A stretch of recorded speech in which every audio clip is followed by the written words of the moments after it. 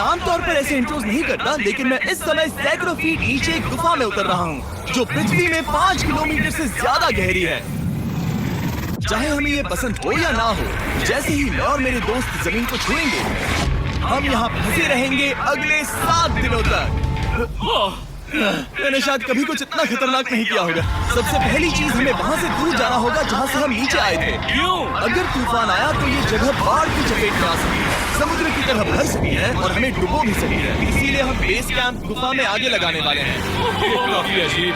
यहाँ की दुनिया तो अलग है दोस्त। इस गुफा की एंट्रेंस भले ही सुंदर है, लेकिन दिखावट पर नहीं जाना चाहिए। हम सब ये जानते नहीं थे, लेकिन अगले 7 दिन हमारी जिंदगी का सबसे मुश्किल समय होने वाला था। ये बहुत बुरा आइडिया था।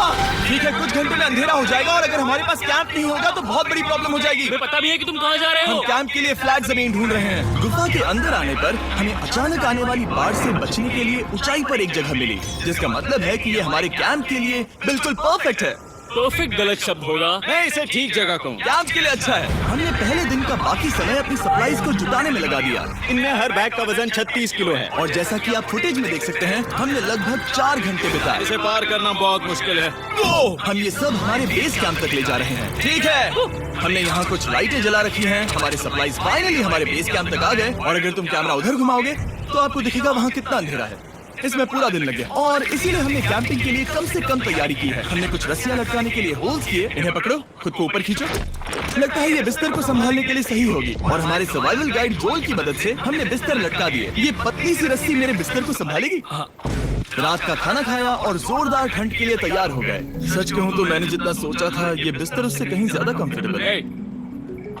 ये सर इतना बड़ा क्यों दिख रहा है? ये गुफा 2.5 किलोमीटर गहरी है और हम अभी इसके एंट्रेंस पर ही कैंपिंग कर रहे हैं। कल हमें काफी कुछ एक्सप्लोर करना है। तुम लोगों की नींद कैसी रही?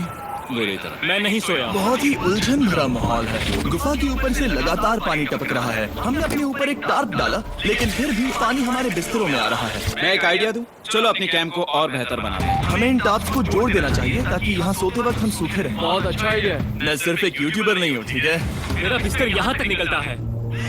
कोई मजाक है? मैं अभी अभी अपने बिस्तर से निकला था यार। और हमें उस समय समझ नहीं आया, लेकिन ये गड्ढा लगभग 40 फीट गहरा है। तो जब शॉन और मैंने सुपर टाप पर काम करना शुरू किया, मैक और कार्ल ये देखने गए कि ये गड्ढा कितना खतरनाक है। वहाँ ऊपर मेरा बिस्तर देख सकते हो? मैं वही सोया था। अब ये देखो। क्योंकि यहाँ सब कुछ एक जैसा दिखता है और गुफा में हमें ट्रैक करना शायद काफी मुश्किल होगा, इसलिए इस मैप पर आप देख सकते हैं कि हमारा बेस कहाँ है और वो कितनी दूर जा रही है। ठीक है, मैं अक्कल हो ना हो। ओह, ये पागलपन है। जब तक बॉयज एक्सप्लोर कर रहे हैं, मुझे और शॉन को कैंप पर काम करना पड़ रहा है।